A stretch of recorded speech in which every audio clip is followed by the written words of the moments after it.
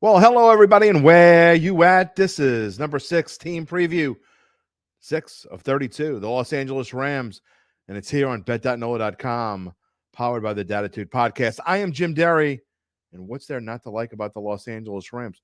They just won the Super Bowl. Oh, wait a minute. You said that wasn't last year? That was 2 years ago? Maybe I was like Sleeping Beauty or something. Maybe I just missed last year. What the hell happened to the Los Angeles Rams? And can they make a comeback? All things to talk about. You may be surprised. It's coming up next.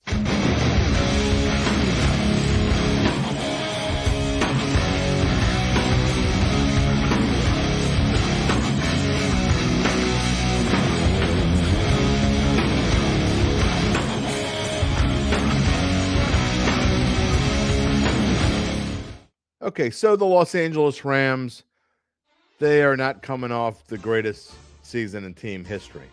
One of the greatest seasons in team history was the year before that, obviously, when they won the Super Bowl over the Cincinnati Bengals. And, you know, I really thought that one of the teams, either the Rams or the Bengals, would kind of maybe take a giant step back. Well, I was wrong on which one it was. I really thought the Bengals would take a little bit of a step back and the Rams would be the ones that would kind of stay even-keeled. I didn't think they'd win the Super Bowl again, but I thought they would be up there hanging tight with the 49ers all the way through the season. It never materialized. Everything kind of went south early on. Cooper Kupp got hurt. Matthew Stafford got hurt. Aaron Donald was banged up. And now they lose Jalen Ramsey. They lose Bobby Wagner. They lose Leonard Floyd. They lose Allen Robinson. So this team's going to be terrible, right? Not so fast, my friends. I think they're going to, well, let's call it a gut. Let's call it intuition. Let's call it whatever you want. I'm going to go through and make the case why I think the Rams are actually going to be better than a lot of people think they are. We'll see at the end how good I think they're going to be. But let's just say, I think that 6.5 you see on the screen there for their win total, I think that may be a little low. Now, look, if you look at their offensive numbers, 27th in rushing, 27th in passing, which adds up to a big, fat 32nd overall offense, that means they were the worst offensive team in the NFL. But they were without their quarterback for more than half the year. Again, without Cooper Kupp. What is Matt Stafford going to do different this year? Is he going to be able to stay healthy? Well, I actually like their offensive line.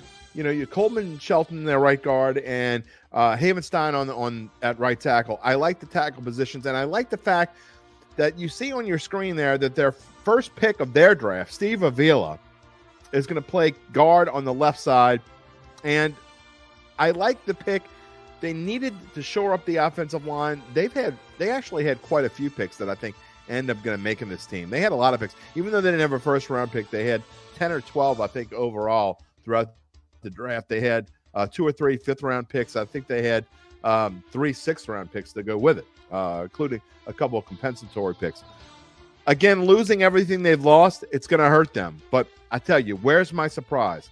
I think Matt Stafford, assuming he can stay healthy, and when you get to his age, obviously he was never really a mobile quarterback. Can he get back to that quarterback that throws for 4,000 yards? Can Cooper Kupp stay healthy? A huge question. He was able to do so 2 years ago, the Super Bowl year. He's going to have to because this team is super thin. They don't have a lot. There's no question. But where my surprise comes in is Cam Akers, the running back. Remember a couple years ago, even during the Super Bowl year, Cam Akers got in Sean McVay's doghouse. And I'm not sure why. I don't think we ever really found out why, but we saw what he could do last year. He kind of took some things on his own, and he had a pretty good season. I think he's going to be one of those surprise players. I think he's going to be one of those guys that we're talking about at the end of the season. Cam Akers made a huge difference.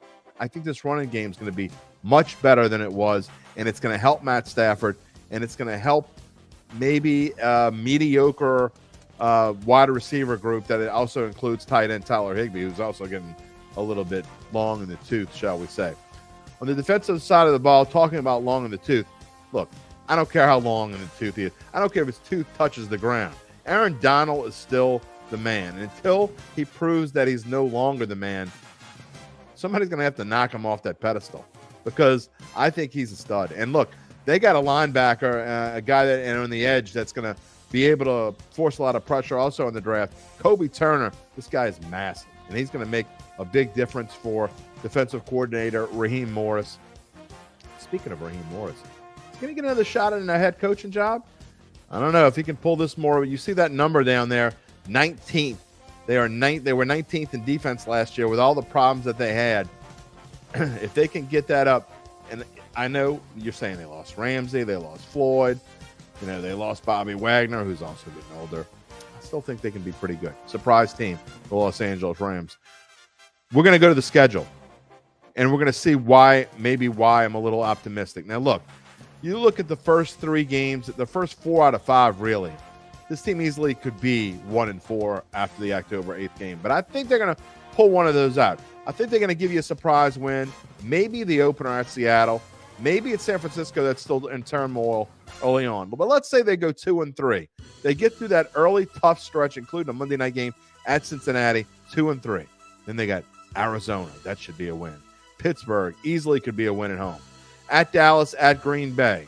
Maybe you call one of those wins an upset. I'm not sure whether there would be or not. And then they get a nice spot for a bye week, right at week, 7, 8, 9, 10. Week 10 is a good spot for a bye week right in the middle of the season.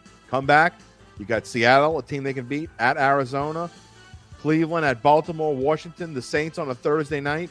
I don't like the fact that they go on the road on New Year's Eve and the last 2 games of the season, as a matter of fact, playing at the Giants and at San Francisco.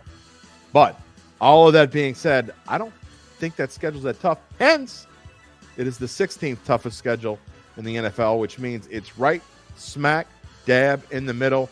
Prediction, please. Here comes the surprise. I've been kind of leaning towards it the whole show so far. I think they're going to go 8-9. I think there's a chance they go 9-8, which may, and here's another surprise, that may be good enough to win this division. First of all, my big bet, and I rarely do 2 bets. In fact, I think this may be the first time I've done 2 best bets with one team in 3 years. But I like the over 6.5 wins. In fact, I love the over 6.5 wins. And then I think a couple bucks on value. I think the Rams will finish second, Jim Derry. Well, I mean, San Francisco and Seattle clearly are going to finish 1-2 in this division. It might even be Seattle. It might be San Francisco. We don't know, but they're definitely 1-2. You wait and see what I have coming up. I told you we're going to have some surprises. All of that would not surprise me at all if the Rams won this division. And I don't necessarily think they're going to, but I think that is fantastic value. Plus 850 for the Rams to win this division. If this defense plays like I think they're going to play, and if Cam Akers takes the next step like I think he's going to do, and this O-line holds up, I know a whole lot of ifs, but I'm telling you, plus 850 is the value. Go out and get you some. You can thank me later. I told you 2 years ago, only made one future on a Super Bowl bet. It was the Los Angeles Rams. They came through for me. I'm trusting them again.